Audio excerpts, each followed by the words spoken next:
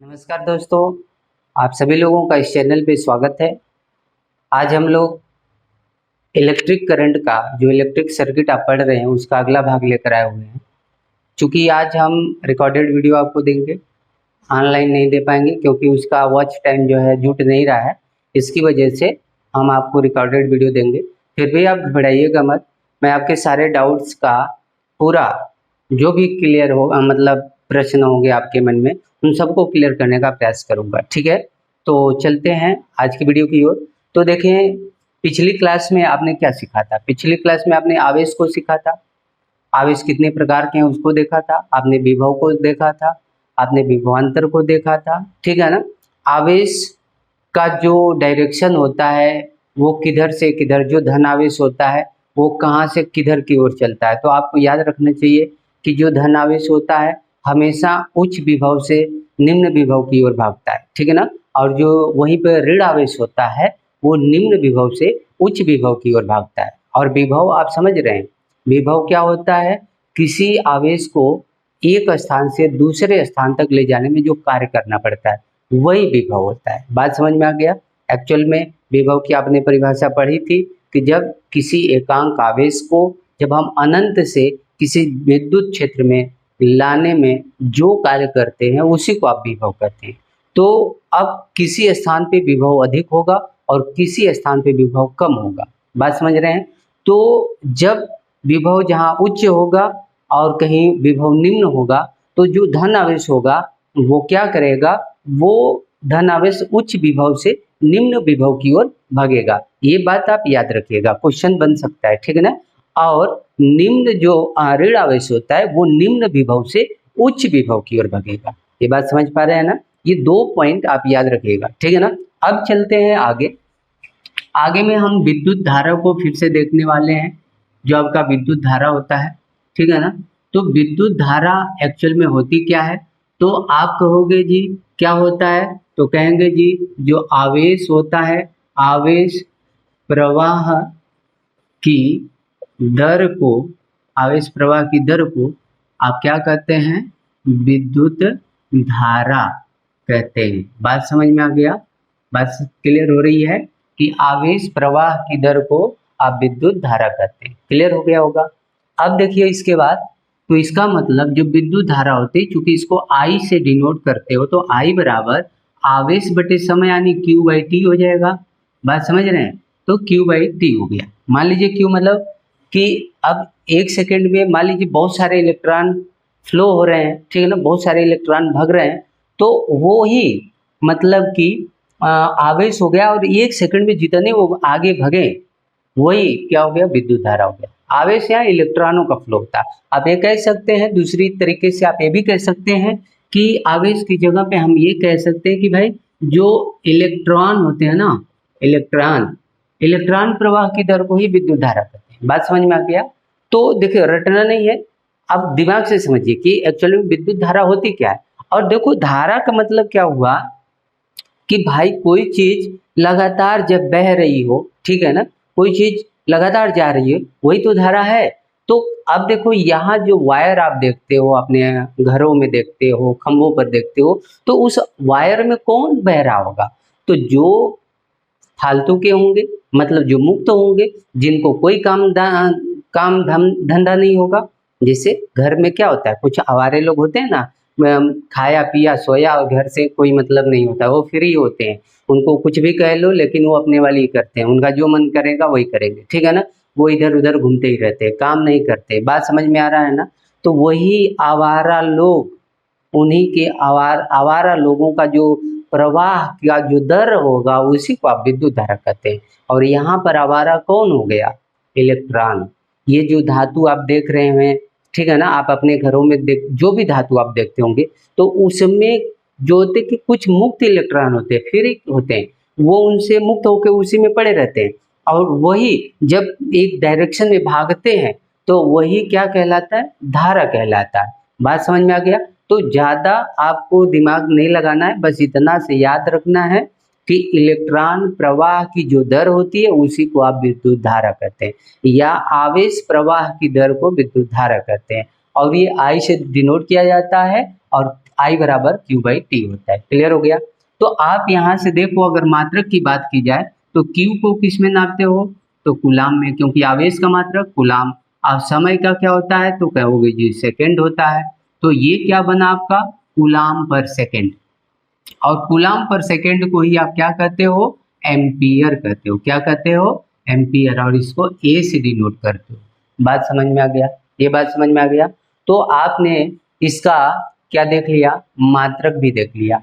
अब हम क्या करेंगे कि देखिए कि ये कौन सी राशि है, इसका आप पता करो। तो देखो, हमने आपको जब मापन पढ़ाए हैं तो उसमें बताए हैं कि जब दो सेम राशियां हो या तीनों सेम हो तो वो हमेशा अदिश ही बनाएंगी, और अलग अलग होंगी तो सदिश बनाएंगी। तो इन दोनों, ये दोनों जो है क्या है, अदिश राशि है। तो इसलिए धारा भी एक अदिश राशि हो जाएगी। बात समझ में आ गया, ये भी एक अदिश राशि होगी। ठीक है ना, ये एक स्केलर क्वांटिटी हो जाएगी। बात क्लियर समझ में आ रहा है। अच्छा, अब देखिए, धारा को तो आपने देख लिया कि क्या होती है, मात्रक क्या होता है, और ये राशि कौन सी होती है। ठीक है ना। अब इसमें अगर हम बात करें इसके बीमा की, तो बीमा में बस क्या हो जाएगा जी, ये इसकी बीमा हो जाएगी। बात समझ में आ गया, क्योंकि एम्पियर आया, एम्पियर पर 1 डाल सकते हो, नहीं डालना चाहो तो मत डालो। तो इसका क्या हो जाएगा, बीमा भी हो गई। अब देखिए आपका क्या हो गया कि ये जो धारा होती है, धारा एक्चुअल में हमारे जो घरों में आती है, जो ये बिजली आ रही है, ठीक है ना, इसकी जो फ्रीक्वेंसी होती है, जो आवृत्ति होती है, ठीक है ना, जो इसकी आवृत्ति होती है वो कितनी होती है, 50 हर्ट्ज होती है। कितनी होती है, 50 हर्ट्ज होती है। बात समझ में आ गया। और जो बोल्ट होता है इसका, इसका जो बोल्ट होता है वो कितना होता है, तो कहोगे जी वो 220 वोल्ट होती है। तो हमारे घर में जो बिजली आती है वो 50 हर्ट्ज की आवृत्ति वाली होती है और 220 वोल्ट की होती है। ये बात समझ पा रहे हैं, ठीक है ना। तो अब हम जो है इसके आगे चलते हैं, ठीक है। तो देखिए दोस्तों, अब क्या करोगे आप कि धारा को मापने के लिए जो मापक यंत्र का आप प्रयोग करते हो, ये दो होते हैं। जो मापक यंत्र होता है, यंत्र, ये दो होते हैं। एक तो होता है अमीटर, ठीक है ना, और अमीटर, और एक होता है गैल्वेनोमीटर। बात समझ में आ गया। 2 मीटर होते हैं, एक अमीटर होता है, एक गैल्वेनोमीटर होता है, ठीक है ना। तो इनका भी अलग अलग काम होता है, ठीक है ना। अमीटर का मतलब ये हो गया कि ये जो होती है अधिक अधिक जो धारा होती है ना, को मापने के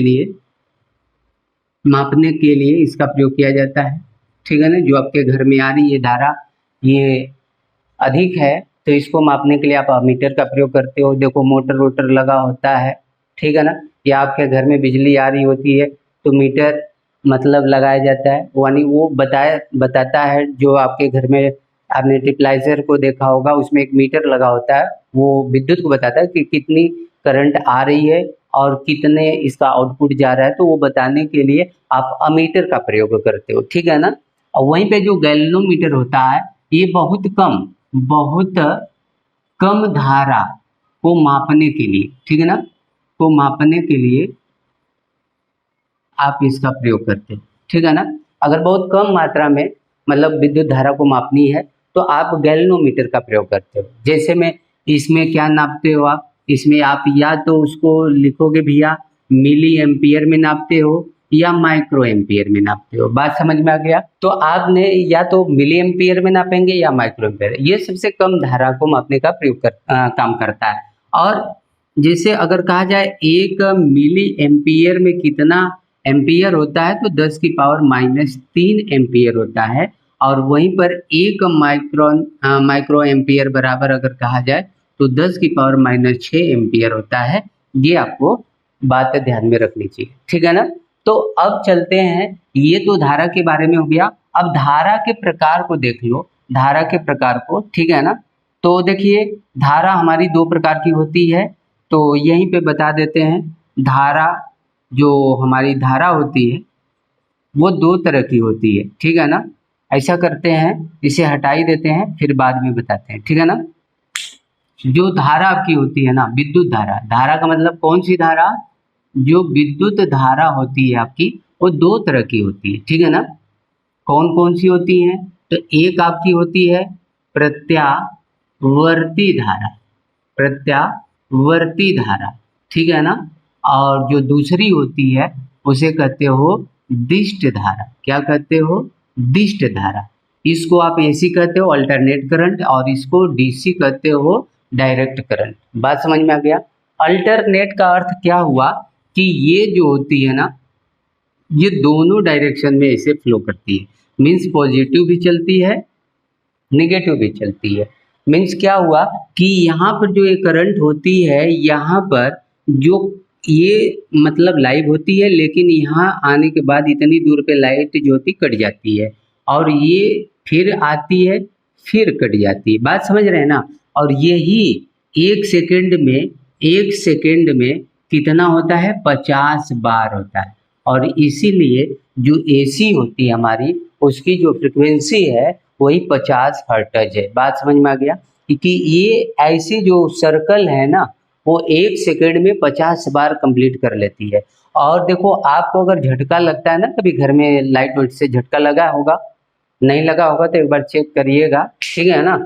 नहीं यार, चेक मत करिएगा, नहीं तो लग गया तो फिर देख लीजिए। तो इसे कभी गलती से अगर लगा होगा झटका आपको, तो जब आपको करंट पकड़ता है ना, तो इतना दूर पकड़ा, जैसे ही यहाँ पर आए उसी समय आप छूट जाते हो। बात समझ में आ रहा है। वही झटका लगा और आप छटक जाते हो। तो उस समय आप लाइट कट गई होती है तो आप छूट जाते हो। लेकिन अगर उसने दोबारा पकड़ लिया तो फिर आप छूटते नहीं हो। मतलब वो प्रॉपर एक सर्किट बन गई है, एक क्लोज सर्किट बन गई है, जिससे अब करंट जो है ना फ्लो हो रहा है। बात समझ रहे हैं। तो ये घर वाली लाइट में जो ये एसी होगी, यही आपको क्या करेगी, झटके मारती, ठीक है ना। और डीसी में क्या होगा कि डीसी में आपका करंट बिल्कुल पॉजिटिव डायरेक्शन में, मतलब एक ही दिशा में चलती है। और यह इसकी जो फ्रिक्वेंसी होती है, यानी इसकी जो आवृत्ति आप कह लो, क्या होती है जी, शून्य होती है, जीरो होती है। ये एक सेकेंड में एक चक्कर नहीं, वो माथे तक जाती है। बात समझ में आ रहा है। कभी आप लोगों ने किसी को वेंटिलेटर पे लेटा हुआ देखा है फिल्मों में, ठीक है ना। जब वो जीवित आदमी रहता है, जब वो जीवित रहता है तो उसका जो ये करंट चल रहा होता है, मतलब ऐसे ऐसे उसमें डिजाइन आपको नजर आते हैं। यही एसी होता है, यानी कि आपका हार्ट जो है ना एसी में रहता है, तब तक आदमी लाइव होता है। लेकिन जब आप देखे होंगे मर जाता है, तो वो सीधी एक लाइन में ऐसे हो जाता है, ठीक है ना। तो मीन्स क्या हो गया, अब वो एसी अब सीधे डीसी हो गई, मतलब आदमी खत्म। बात समझ में आ रहा है ना। और इसमें याद रखिएगा, ये जो डिश धारा होती है आपकी, ये आपको छोड़ने वाली नहीं है। अगर एक बार पकड़ ली तो पकड़े ही रह जाएगी, ये नहीं छोड़ सकती आपको। बात समझ में आ गया। तो अब देख लो कि इनमें अंतर क्या आप कर पाओगे। तो पहला तो समझ गए कि भाई ये अल्टरनेट होती है, डायरेक्ट होती है। अल्टरनेट का मतलब ये होता है कि ये दोनों डायरेक्शन में चलती है, मतलब पॉजिटिव निगेटिव दोनों डायरेक्शन में फ्लो करती है। ये केवल पॉजिटिव में करती है। बात समझ में आ गया। यहीं से आप दूसरा पॉइंट समझ सकते हैं क्या, कि इसका जो होता है, इसका जो परिमाण होता है, इसका जो परिमाण और जो दिशा होता है, ठीक है ना।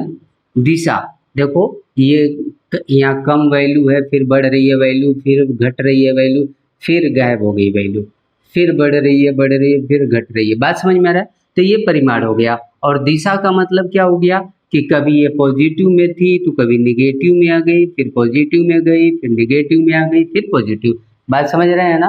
तो कहने का अर्थ हुआ कि इसका परिमाप लिख दिए थे, परिमाण और दिशा बदलता रहता है, बदलता रहता है। बात समझ में आ गया। एसी करंट का जो परिमाण होता है वो बदलता रहता है, दिशा भी बदलती रहती है। बात समझ में आ रहा है। और इसका जो होता है कि समान रहता है, समान रहता है, मतलब इसका परिमाण और दिशा नहीं बदलता। बात समझ में आ गया, क्लियर। बात समझ में आ गई। अब इसके बाद इसकी जो आवृत्ति होती है ना, आवृत्ति की बात कर ली जाए तो इसकी आवृत्ति 50 हर्ट्ज तक होती है, ठीक है ना। थोड़ा ऊपर नीचे भी जाती है, ±3 तक। तो ये मतलब ऊपर नीचे थोड़ा सा जाएगी, लेकिन जो औसतन इसका जो हर्टेज होता है वो 50 हर्टेज होता है, ठीक है ना। क्योंकि भाई मशीन से ही तो मतलब पैदा होता है, तो जलधारा को ही तो आप गिरा रहे होते हो, तो टरबाइन जैसे चलेगा तो स्पीड हो सकता है कम बेसी हो, तो उससे हल्का ऊपर नीचे रहता है, लेकिन औसतन 50 हर्टेज होता है, ठीक है ना। और इसकी जो आवृत्ति अभी आपने देखा क्या थी कि इसकी आवृत्ति शून्य होगी, इसकी आवृत्ति शून्य होगी। बात समझ में आ गया, क्लियर है ना। अच्छा, अब चूंकि मात्रक की बात आएगी तो भाई मात्रक तो धारा है, तो धारा का तो एम्पियर होगा, तो इसका मतलब दोनों का एम्पियर ही होगा। क्लियर बात समझ में आ रहा है। अब उसके बाद देखिए कि इससे आप बैटरी जो होती है ना, बैटरी, ठीक है ना, बैटरी को आप जो है चार्ज नहीं कर सकते, चार्ज नहीं कर सकते। बात समझ में आ रहा है। आप बैटरी इसे चार्ज नहीं कर सकते, यानी डायरेक्ट आप सोचो कि हम बैटरी लगाकर इसमें चार्ज कर लें, तो ये पॉसिबल नहीं है, ये बैटरी चार्ज नहीं करेगा।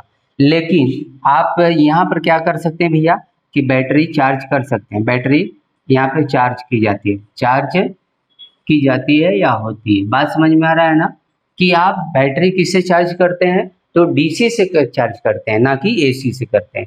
हालांकि बैटरी आपको क्या दे रही होती है, डीसी दे रही होती है। बात समझ में आ रहा है, डायरेक्ट करंट देती है, अल्टरनेट नहीं देती है। बात क्लियर है ना। तो अब अगला पॉइंट हम यहाँ पर एक और नोट कर लें, जगह की तो कमी दिख रही है, फिर भी नोट कर लीजिए शॉर्टकट में, कि जो एसी होती है ना, इसको अगर आपको डीसी में बदलना है, एसी करंट को आपको डीसी में बदलना है, तो रेक्टिफायर का प्रयोग करते हो। किसका प्रयोग करते हो, रेक्टिफायर, रेक्टिफायर। बात समझ में आ रहा है। जो रेक्टिफायर होता है वो एसी करंट को डीसी करंट में कन्वर्ट कर देता है। और यहीं पर अगर आपसे डीसी की बात की जाए कि जो डीसी है वो क्या करती है, तो डीसी से आपको अगर एसी में कन्वर्ट करना होगा, तो आप इन्वर्टर, आपके घर में है ना इन्वर्टर, ठीक है ना, उसका प्रयोग करते हो, इन्वर्टर का प्रयोग करते हो। बात समझ में आ गया होगा। तो आपने धारा का दोनों प्रकार देख लिया और इसमें क्या अंतर होता है इसको भी देख लिया, ठीक है ना। अब हम आगे की ओर बढ़ते हैं। क्लियर है, समझ में आ रहा होगा, ठीक है ना। तो आगे बढ़े, तो चलिए दोस्तों अब आगे देख लेते हैं। अब हम जो है कि करंट के बारे में सब कुछ जान लिए कि करंट क्या क्या होती है, कैसे कैसे क्या होता है, उसका हर पहलू को देख लिया हमने। अब जो है कि आप जो है कि देखेंगे कि इस विद्युत के लिए एक ओम थे जो जर्मनी के थे, ठीक है ना। उन्होंने एक नियम दिया था, इसीलिए हम पढ़ेंगे ओम का नियम, ठीक है ना। ओम्स लॉ मतलब ओम के नियम को हम पढ़ेंगे, ठीक है ना। तो ओम का नियम क्या है, तो देखिए सबसे पहले ओम का नियम समझने से पहले आपको सर्किट समझना होगा, यानी विद्युत परिपथ समझना होगा, ठीक है ना। विद्युत परिपथ, ठीक है ना, विद्युत परिपथ। तो देखो विद्युत परिपथ क्या होता है एक्चुअल में, तो देखो परिपथ मतलब एक पथ, रास्ता, बंद बाहर चारों ओर से, परि मतलब चारों ओर से, पथ मतलब रास्ता, जो एक रास्ता हो जो चारों ओर से हो। चारों ओर का मतलब क्या हो, क्लोज हो। बात समझ में आ गया, मतलब कि एक ऐसा क्लोज जो कि पाथ, एक ऐसा बंद रास्ता जिससे करंट फ्लो करता है, जिससे धारा प्रवाहित होती है। मीन्स कहने का अर्थ हुआ कि अगर मान लीजिए एक यहाँ पर हम एक ले लेते हैं, प्रतिरोध ले लेते हैं। आप चलो प्रतिरोध अगर अभी नहीं समझ रहे हैं तो हम एक बल्ब ले लेते हैं और इस बल्ब में ये बटन लगा देते हैं और एक सेल लगा देते हैं यहाँ पे, ठीक है ना, और इसको जोड़ देते हैं, ठीक है ना। तो अब क्या ये परिपथ कहलाएगा, तो आपका जवाब होना चाहिए कि ये जो है ना परिपथ नहीं कहलाएगा। कारण है कि अभी ये ऑफ है, जब इस पर हम बटन लगा देंगे तो ये ऑन हो गया, अब ये करंट अब बह रहा है और बल्ब आपका जलने लग जाएगा, तो ये परिपथ हो गया। बात समझ में आ रहा है। तो वही आप कहेंगे कि एक ऐसा रास्ता, एक ऐसा पथ जो बंद हो, जिसमें विद्युत धारा प्रवाहित होती है, उसी को आप विद्युत परिपथ कहते हैं। क्लोज रहता है, अगर ये खुला हो तो वो विद्युत परिपथ नहीं होगा। तो अब हम ओम्स के नियम को मतलब पढ़ते हैं। तो उन्होंने कहा था कि कोई एक निश्चित ताप और दाब पर, ठीक है ना, किसी दाब पर किसी परिपथ में, ठीक है ना, किसी परिपथ में धारा प्रवाहित की जाए तो उसमें उत्पन्न विभवांतर धारा के समानुपाती होगा। बात समझ में आ गया?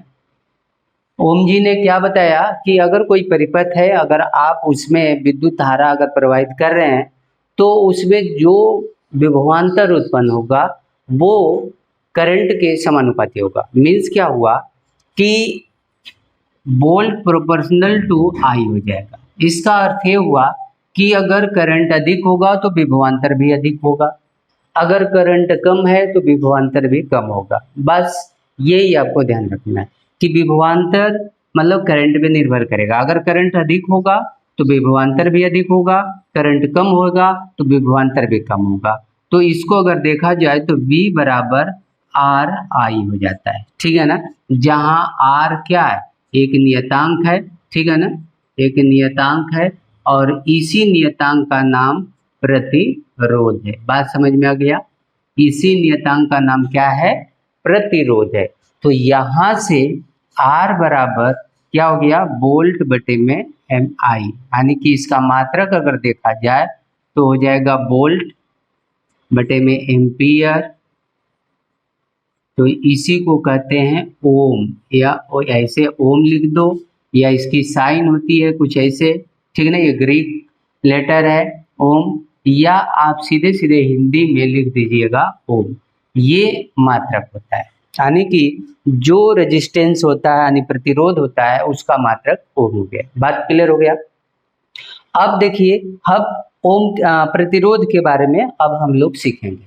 तो इतना बात क्लियर है आप लोगों का, ठीक है ना? तो आगे बढ़े।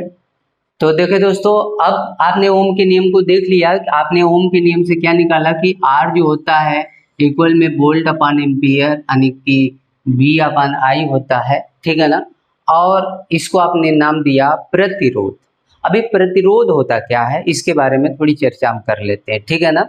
तो देखो, प्रतिरोध का मतलब आपने सड़क पे गति अवरोधक देखा होगा ना, गति अवरोधक, ब्रेकर लगे रहते हैं गाड़ी की स्पीड को कम करने के लिए। तो इसी तरह से जो विद्युत परिपथ होता है, विद्युत की धारा को अगर कम करना है तो उसमें प्रतिरोध का प्रयोग किया जाता है। चूंकि ऑलरेडी हर मतलब कि जो भी कंडक्टर होते हैं उनमें प्रतिरोध होते हैं, किसी में अधिक होता है किसी में कम होता है। तो जिसमें प्रतिरोध कम होता है वो गुड कंडक्टर होता है, जैसे चांदी हो गई। उसे नीचे आ जाए तो कॉपर होता है, उसमें थोड़ा कम प्रतिरोध होता है, चांदी की अपेक्षा अधिक होता है। और ऐसे जाते जाते आप प्लास्टिक तक पहुंचते हैं तो प्लास्टिक में प्रतिरोध बहुत अधिक होता है, जिसकी वजह से ये गुड कंडक्टर नहीं होता है। ये बिल्कुल क्या हो जाता है? इंसुलेटर हो जाता है, नहीं कुचालक हो जाता है। इसमें विद्युत धारा प्रवाहित नहीं होती। अगर ये जो आप मार्कर देख रहे हो इसमें विद्युत धारा प्रवाहित होगी? नहीं होगी। क्यों नहीं होगी? क्योंकि ये विद्युत का कुचालक है। तो क्यों कुचालक है? क्योंकि इसमें भैया प्रतिरोध अधिक है, ठीक है ना। बात समझ रहे हैं? इसमें प्रतिरोध अधिक है। यह प्रतिरोध करंट को आगे बढ़ने ही नहीं देगा। बात समझ में आ गया? जहां पे टच है वहीं पे पड़ा रहेगा, उससे आगे नहीं बढ़ेगा। तो प्रतिरोध आप समझ गए होंगे, ठीक है ना। जो धारा के प्रवाह में अवरोध का कार्य करे उसी को आप क्या कहोगे? प्रतिरोध। बोलो, बात समझ में आ गया? क्लियर हो गया ना? अब ये प्रतिरोध जो होता है ना, प्रतिरोध, इसकी भी कुछ क्वालिटी होती है। तो प्रतिरोध आप समझ गए हैं कि भैया क्या समझे हैं? धारा की गति को अवरोधित करने वाला कारक। बात समझ में आ गया? यानी कि जो विद्युत धारा होती है उसकी गति में जो रुकावट पैदा करता है उसी को आप प्रतिरोध कहते हैं, ठीक है ना। और ये प्रतिरोध की कुछ क्वालिटी होती है कि किसमें कैसे, मतलब तार अगर कुछ है तो उसमें कितना प्रतिरोध होगा। तो इसकी क्वालिटी के लिए अगर मान लीजिए हम एक वायर ले लेते हैं, ये ठीक है ना, एक वायर ले लिया आपने। अब इस वायर की लेंथ अगर L है और ये क्रॉस सेक्शन एरिया जिसे आप कहते हो ये A है, तो जो प्रतिरोध होगा आपका, जो प्रतिरोध R होगा वो डायरेक्ट प्रोपोर्शनल टू L होगा। बात समझ रहे हैं? मीन्स कहने का कि यदि लंबाई बढ़ेगी तो प्रतिरोध भी बढ़ेगा। बात समझ पा रहे हैं? लंबाई यदि तार की आप बढ़ाते जाओगे तो प्रतिरोध भी बढ़ता जाएगा। अर्थात ये हुआ कि अगर बहुत बड़ा तार हमने ले लिया तो अगर उसमें आप करंट का प्रवाह करा रहे हैं तो यू मान के चलिए कि बल्ब जलेगा ही नहीं, ठीक है ना। जैसे आप छोटे से तार को बोर्ड में लगा के जला रहे हैं, जल रहा है, ठीक है ना।